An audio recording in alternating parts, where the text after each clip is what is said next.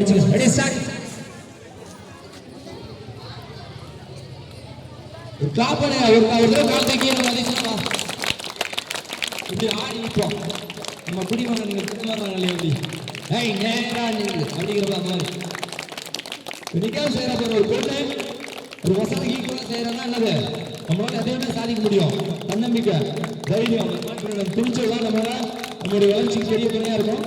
அதான் நம்மளுடைய பள்ளி மாணவர்கள் அத்தனை பேருமே அரசு பள்ளியில் பயிலும் மாணவர்கள் மட்டும் இல்லாமல் தனியார் பள்ளி